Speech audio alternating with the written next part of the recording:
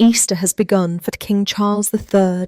But before he even arrived, a message had to be covered up. Inside, an 800-year-old tradition unfolded. Outside, not everyone was celebrating. The King and Queen travelled to North Wales to attend the annual Royal Maundy service, held this year at St Asaph Cathedral in Denbighshire. It marks only the second time in over 800 years that the service has taken place in Wales. The last back in 1982 in St David's. That alone made this moment significant. The Maundy service is held every year on the Thursday before Easter Sunday, commemorating the Last Supper of Jesus Christ and the message of humility and service to others. Inside the cathedral, the ceremony featured music by Welsh composers and musicians, blending royal tradition with strong local identity. Church leaders didn't downplay the moment. Dean Nigel Williams said they were deeply honoured to host, hoping it would become a memorable experience for everyone present,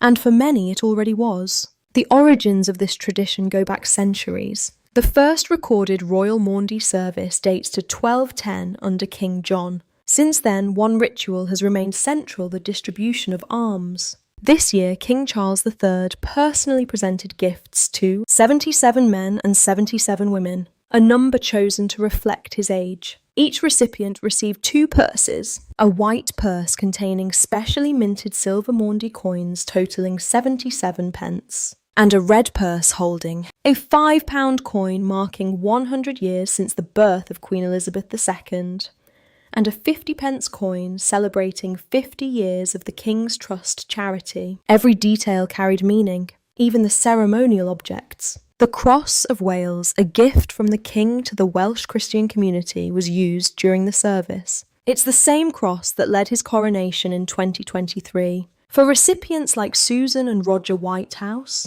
the recognition came as a genuine surprise. They said they had never sought attention, only to serve where needed. Their faith, they explained, shaped everything they do, both within the church and beyond it. Outside, the atmosphere told a slightly different story. Crowds gathered along the streets of St Asaph, waiting to catch a glimpse of the royal couple. But not everyone was there to celebrate. Ahead of the visit, graffiti reading "Not Our King" had appeared near the cathedral grounds. It was quickly covered up before the King's arrival. Workers in high-visibility jackets were seen removing the message, painted in red across a wall. And as the ceremony began, a small group of Republican protesters stood across the road, holding flags and banners calling for the end of the monarchy. Inside, the service focused on unity, humility, and faith. Outside, it was a reminder that even centuries-old traditions don't exist without modern tensions. A historic location, a deeply symbolic ceremony,